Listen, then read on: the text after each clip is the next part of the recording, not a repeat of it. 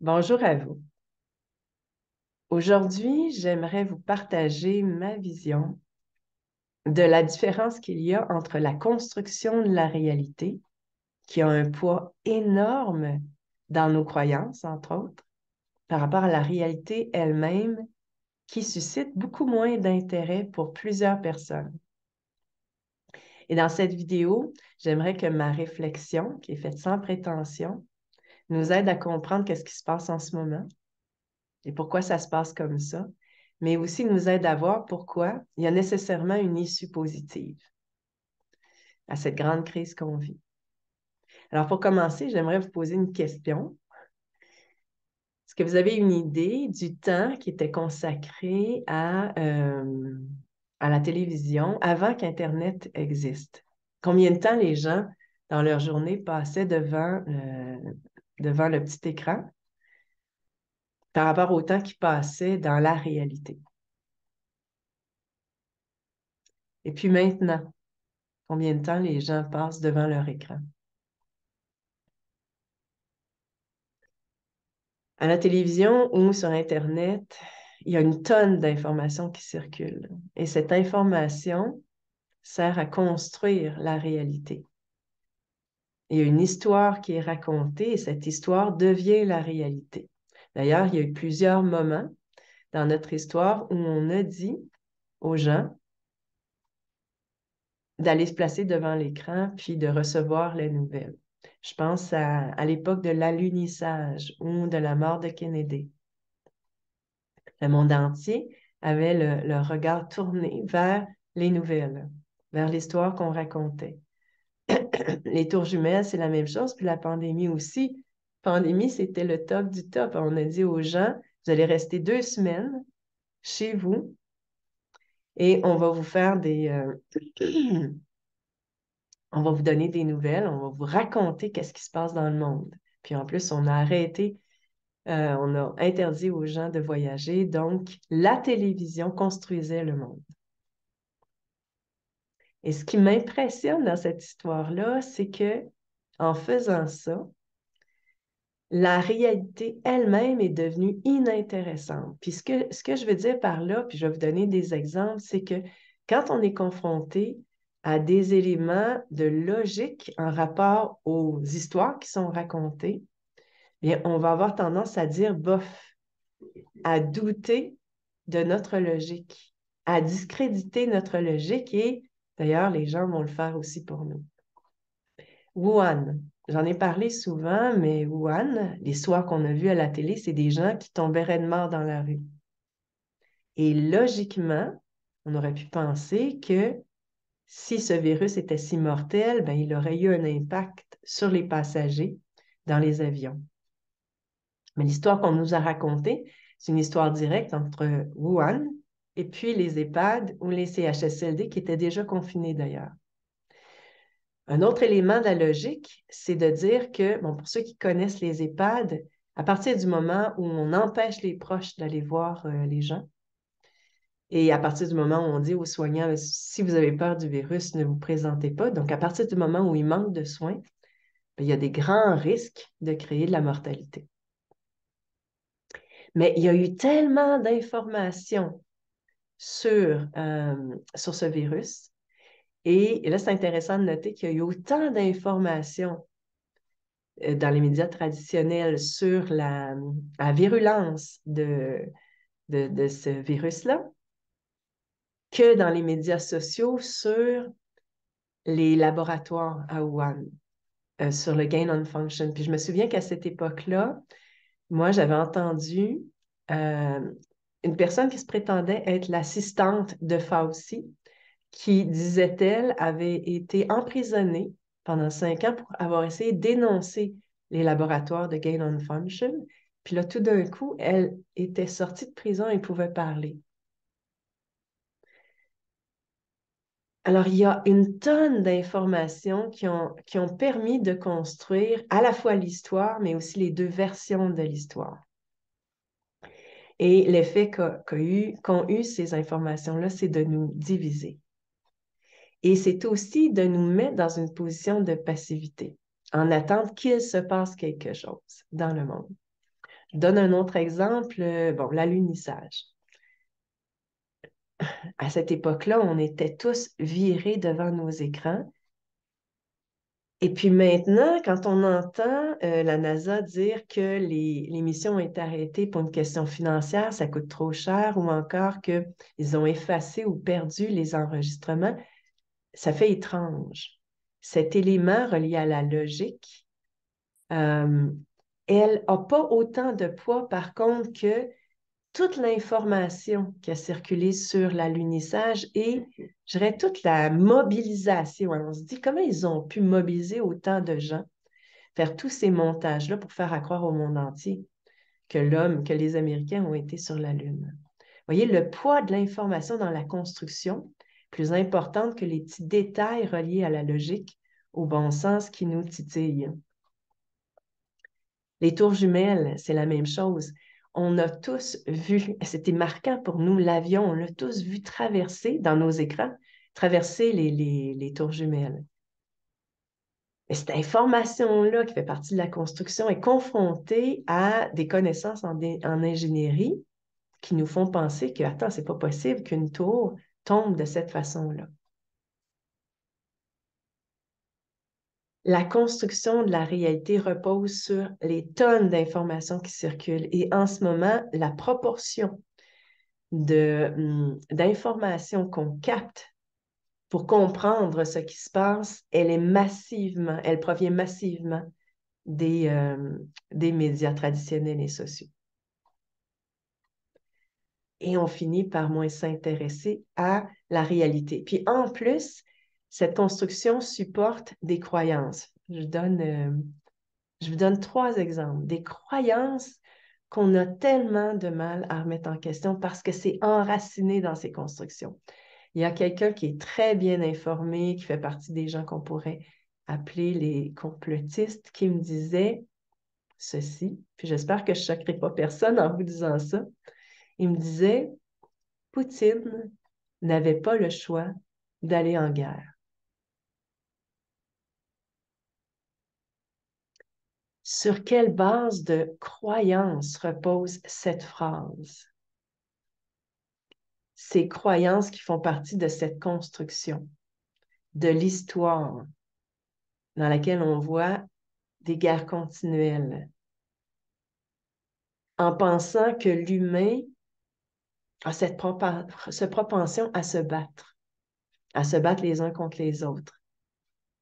Mais vous savez comme moi que la décision d'aller en guerre ne repose pas sur la population.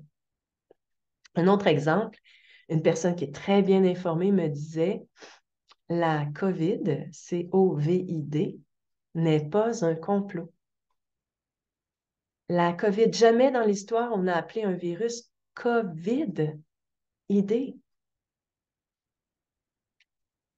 Un dernier exemple, hier, on était dans un groupe d'amis, voisins, qui discutaient de l'économie du don. Et puis, il y a une jeune qui était sur place qui dit, c'est impossible parce qu'il y a des gens qui vont en profiter. Croyance. Et je faisais remarquer que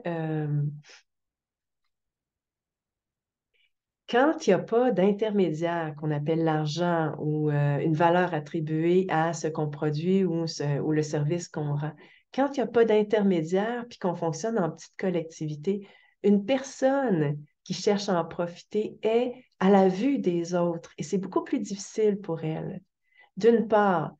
Et d'autre part, on a oublié que la nature humaine, les gens aiment contribuer, aiment euh, faire des choses sur la base de leur talent, parce que c'est comme ça qu'ils vont chercher leur valeur personnelle. C'est naturel. Alors, on a construit nos croyances à partir de ce système basé sur l'argent-dette, entre autres, sur la nécessité de gagner de l'argent, c'est ce qui nous amène à être individualiste, à être indépendant des autres, ce qui est très différent lorsqu'il n'y a rien qui est entre nous. Alors, voilà ce que je voulais vous partager aujourd'hui. Petite anecdote, j'ai perdu mon iPhone. Et puis, cet événement est arrivé peu de temps après que je me suis mise à penser que j'aimerais bien apprendre à m'en passer.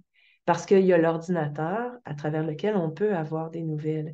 Mais en plus, on amène notre téléphone intelligent partout où on va, ce qui fait que lorsque on s'arrête, dans un café, par exemple, on a tendance à le sortir puis à consulter les nouvelles, les informations. Puis j'avais envie de passer moins de temps là-dessus.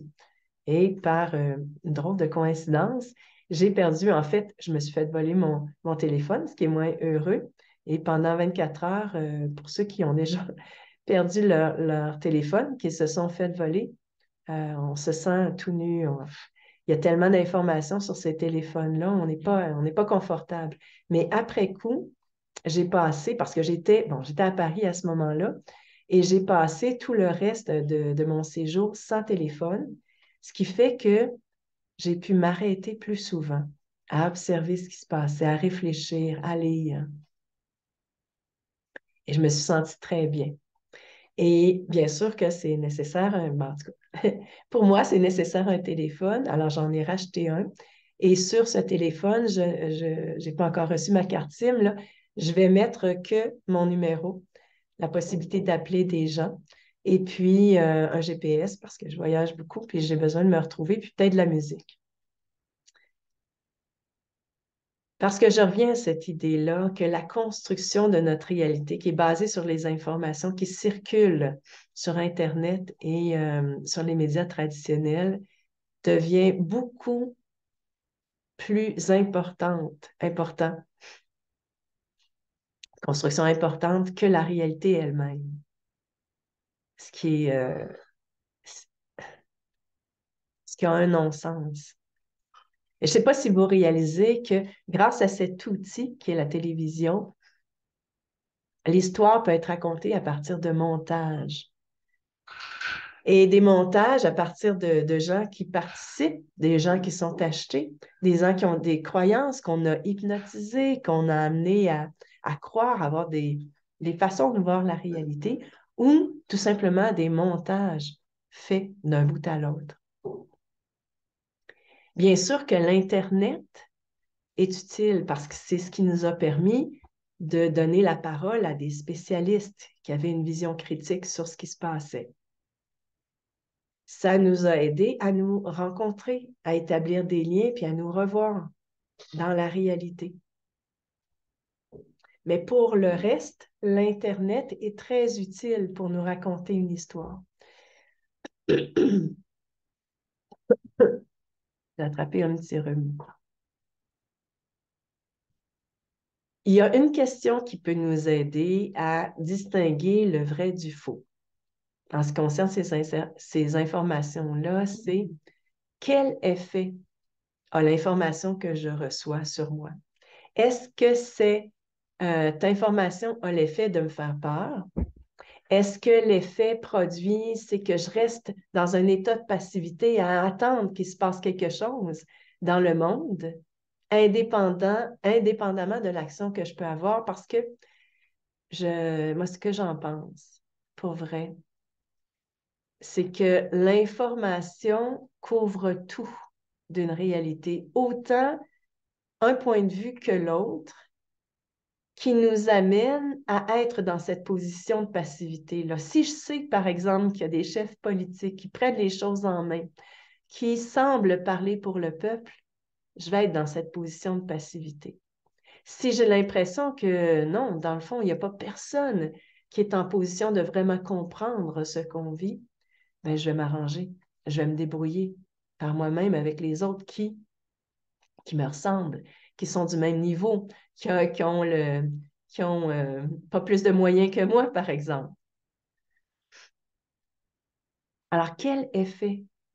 Est-ce que ça me fait peur? L'histoire de Wuhan, c'est intéressant parce que je me suis demandé quand les laboratoires sur le gain on function ou encore on a sorti les fameux brevets. Puis tout ça, c'est une construction parce qu'on n'a pas accès à la réalité. On n'a pas accès au virus comme tel. On n'était pas sur place pour savoir ce qui se passait à Wuhan. Alors, on a vu des Chinois partir de Wuhan puis se sauver aux États-Unis pour témoigner. Je ne sais pas si vous voyez.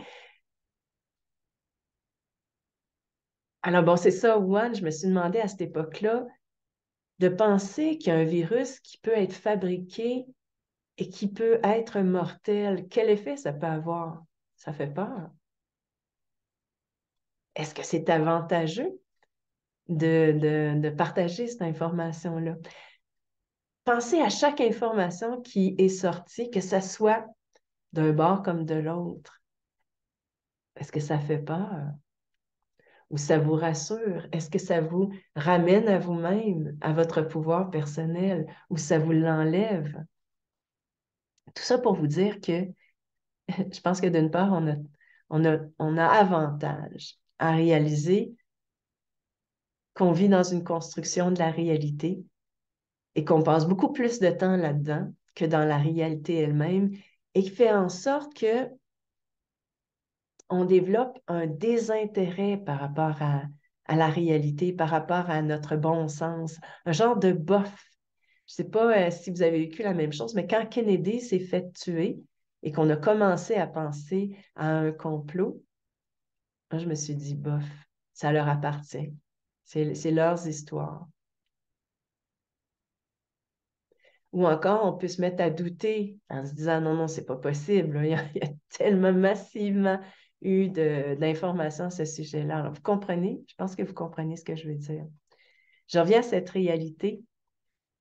Pourquoi nécessairement il y a une issue positive à cette histoire-là? C'est qu'il n'y a jamais eu autant de personnes conscientes ou en processus de l'être. Il y a eu à l'époque des monastes, des David Icke. Il y a eu, entre autres, une femme qui s'est fait tuer récemment, qui parlait de l'arnaque du changement climatique. Il y a eu des gens qui étaient très articulés et qui nous ont expliqué la réalité qu'on n'a pas voulu croire pour plusieurs d'entre nous. Mais maintenant, il n'y a jamais eu autant de gens qui sont convaincus qu'il y a quelque chose de trop étrange pour être vrai. Et ça, c'est pas arrêtable. Ils ont beau tuer des gens, les censurer, les mettre en prison, les discréditer. Ce mouvement-là, il est massif. Il n'est pas arrêtable. La vérité émerge. Et puis probablement qu'on mesurera l'ampleur du mensonge beaucoup plus tard. On en apprend des brides. Et puis, c'est pas juste qu'on apprend les choses, c'est que nous-mêmes, il faut sortir de cet endoctrinement, de cette croyance que, par exemple, l'économie du don, c'est pas possible, que c'est pas possible qu'il ait fait à croire à l'alunissage, que c'est pas possible qu'il ait mis autant d'argent et d'efforts sur la surveillance et le contrôle suite à l'effondrement des tours jumelles. Il doit y avoir une raison qu'on se dit. Je vais terminer sur, sur une découverte que j'ai faite moi-même et que vous avez peut-être fait aussi à travers cette crise-là. Au tout départ de la crise, j'ai commencé à faire des vidéos et je ne sais pas pourquoi j'ai fait ça. Je ne sais pas qu'est-ce qui m'a poussé à faire des vidéos. Comme je ne sais pas pourquoi j'avais une conviction profonde de trois choses. Une, c'était que c'était trop étrange pour être vrai, cette histoire de pandémie. Et les mesures, surtout les mesures qui étaient dites sanitaires. Ensuite, j'avais la conviction profonde que tout ça était tellement complexe que ça allait demander ce que j'appelais à cette époque-là une révolution, un changement profond de la société. Et enfin, j'étais convaincue qu'il allait avoir une issue positive. Et ça, je le savais. Et c'est là-dessus dont je vais vous parler, je le savais. J'ai l'impression que cette crise nous amène à sortir de la construction, de la réalité, puis à reconnecter à un savoir qui est de l'ordre de l'absolu. Si vous avez ce genre de savoir-là, puis je ne doute pas que vous l'avez, c'est pas du tout la même chose qu'une opinion, que même une expertise. Alors, vous pouvez douter en proportion à votre opinion, vous dire, ben, je le sais, je le crois à 90%, par exemple. Je n'ai pas encore tous les éléments. Puis c'est pareil pour l'expertise, selon ce que je connais, on peut dire ça. Mais il y a une forme de savoir qui est expérimenté, on fait l'expérience de ça, puis c'est dans l'absolu. On ne sait pas pourquoi on le sait, mais on ne sait pas pourquoi on a cette conviction-là. Alors, j'ai vraiment l'impression qu'on est en train de réapprendre. Non seulement on comprend que la réalité est bien différente de celle qu'on nous a racontée, mais on est en train de se réapproprier des facultés qu'on a. Alors, c'est une invitation, puis j'ai envie de vous dire merci, comme d'habitude, merci, parce que on s'accompagne dans cette évolution-là, dans cette réappropriation de nos facultés, et puis dans cette révélation de, de la réalité. Et je pense qu'on peut continuer à se tenir debout, mais aussi à regagner de l'intérêt pour la réalité comme telle. Parce que je ne sais pas ce que vous en pensez, mais j'ai l'impression qu'une bonne partie d'entre nous, même ceux que l'on appelle les complotistes, là, qui est un terme qui était inventé d'ailleurs avec la mort de Kennedy, euh, notre attention est attirée par les informations dans cette construction. Parce qu'on a tous besoin d'espoir aussi. Puis que c'est beaucoup de se dire, il faut recommencer à neuf. Il faut tout rebâtir, il faut tout réapprendre. Puis en même temps, ça, c'est passionnant. C'est captivant et puis ça fonctionne. Puis comme je le dis souvent, il y a de plus en plus de groupuscules de gens qui se mettent ensemble et qui se rencontrent pour vrai, qui discutent, qui créent. Ben, c'est là-dessus que je vais terminer. Merci, puis à bientôt.